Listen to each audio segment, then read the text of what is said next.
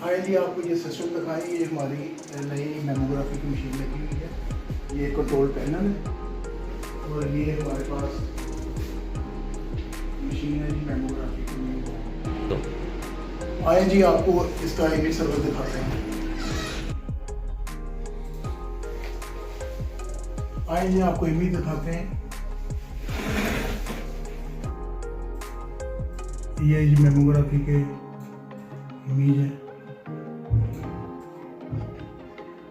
इसको आप zoom out सब कुछ कर सकते हैं। और इसमें ये एक प्रॉब्लम आ रही है, डूब से बना हुआ, इधर भी आ रहा है, इधर भी आ रहा